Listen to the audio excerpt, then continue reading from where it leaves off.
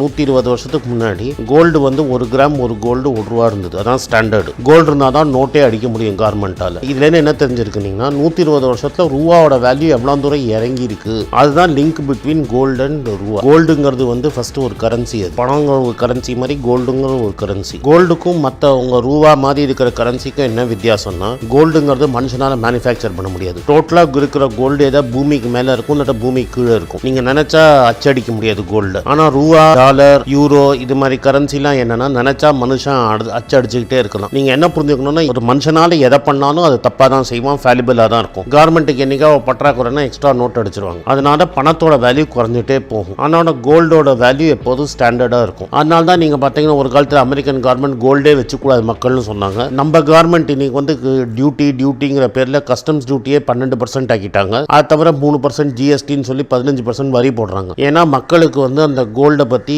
கோல்டை வாங்காம வைக்கணும்னு. ஏன்னா இந்தியாவில் கோல்டு கிடையாது. கோல்டு வந்து வெளிநாட்டுல இருந்து இந்தியாக்குள்ள வரணும். அதை நம்ம டாலர் கொடுத்து வாங்கணும். ஆனா மக்கள் ஏன் கோல்டு தான் வாங்குறாங்கன்னா, கோல்டு தான் நம்பிக்கையான அசெட். அவங்களுக்கு கோல்டு தான் ஒரே ப்ராடக்ட். நீங்க கொண்டு போய் வச்சீங்கன்னா உடனே உங்களுக்கு மார்வாடி கடையில் வச்சாலும் சரி, இல்ல பேங்க்ல வச்சாலும் சரி, இங்கெல்லாம் வச்சீங்கன்னா உடனே கேஷ் கிடைக்கும். அதனால கவர்மெண்ட்ல இருக்கிறவங்க எப்போதும் என்ன சொல்லுவாங்கன்னா, நீங்க கோல்டு வாங்கக்கூடாதுன்னே பார்த்துட்டு இருப்பாங்க. அது என்ன அரசாங்கமானா இருக்கலாம். எப்போதுமே வந்து கோல்டு டிஸ்கரேஜ் பண்ணிட்டே இருப்பாங்க. ஆனா நீங்க வந்து பேங்க்ல வட்டி கொடுத்தீங்கன்னா நீங்க 7% கூட வராது உங்களுக்கு. அதுல 10% வந்து இன்கம் டாக்ஸ் பிடிச்சிருவாங்க. ஸோ 6.25% தான் உங்களுக்கு வட்டி வரும். 6.25% வந்து இன்ஃபிளேஷன், பணவீக்கம் வந்து 6%க்கு மேல இருக்கும். ஆக்சுவல் பணவீக்கம் கவர்மெண்ட் வேணா 3% 4% சொல்லலாம். நீங்க டாக்டர் ஃபீஸ், டியூஷன் ஃபீஸ் அது இது சேர்த்தீங்கன்னா 6%க்கு மேல போயிடும். அதனால நீங்க பேங்க்ல பணத்தை எஃப்டியா போட்டீங்கன்னா உங்களுக்கு பாத்தீங்கன்னா பர்ச்சேசிங் பவர் குறைஞ்சு போயிடும். அதனால உங்களுக்கு நஷ்டம். அதனால லோவர் மிடில் கிளாஸ் வந்து பேங்க்ல எஃப்டியா வச்சா உங்களுக்கு நஷ்டமாயிடும். அடுத்தது எங்க வைப்பாங்க? நிலமா வைப்பாங்க. நிலமா வச்சா நிலத்தை நினைச்சா கொண்டு போய் பேங்க்ல வச்சா காசு தர மாட்டோம். ஸோ உங்களுக்கு அர்ஜென்ட்டா கேஷா கன்வெர்ட் பண்ற ஒரே அசெட் கோல்டு தான். எவ்வளவு நாள் ஆனாலும் மினிமம் லோவர் மிடில்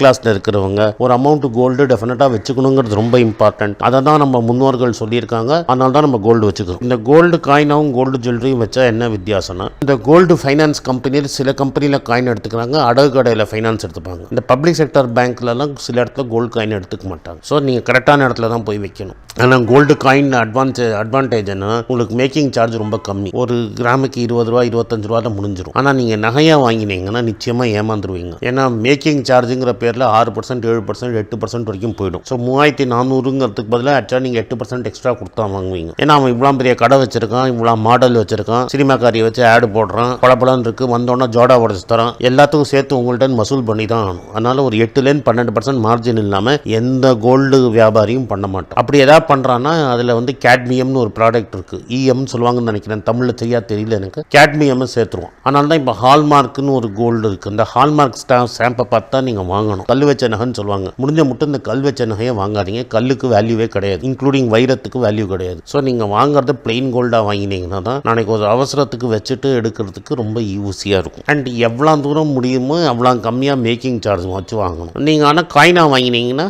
மார்வாடி கடையோ இல்லாட்டா சில ஃபைனான்ஸ் கம்பெனியோ தான் வைக்க முடியும். பப்ளிக் செக்டர் பேங்க்ல வைக்க முடியாது. அதுதான் ஒரே டிஸ்அட்வான்டேஜ். இன்னொரு பெரிய டிஸ்அட்வான்டேஜ்னா, கோல்டு ஒரேடியா கபகபன்னு ஏறாது. விலை வீக்கம் எவ்வளோ ஏறுதோ அவ்வளோ தான் ஏறும். விலை வீக்கம் 4% இருந்தால் கோல்டு 5% ஏறும். வேல்யூ ரொம்ப ஏறுமா அப்படின்னு பார்த்தீங்கன்னா ஷார்ட் டேர்ம்ல ரொம்ப ஏறாது. பட் ஆனால் லாங் டேர்ம்ல பார்த்தீங்கன்னா நல்லா ஏறும். எவ்வளோ விலை வீக்கம் இருக்கு அப்படிங்கிறது ஒரு சொசைட்டியில் முதல்ல நம்மளுக்கு கோல்டு தான் முக்கியம். அதனால யாரா இருந்தாலும் முதல்ல ஒரு 2-3 லட்ச ரூபாய்க்காவது கோல்டை வாங்கி வச்சாதான் அவசரத்துக்கு 1.5-2 லட்ச ரூபாய் உங்களால மார்வாடி கடையில் வைக்க முடியும்.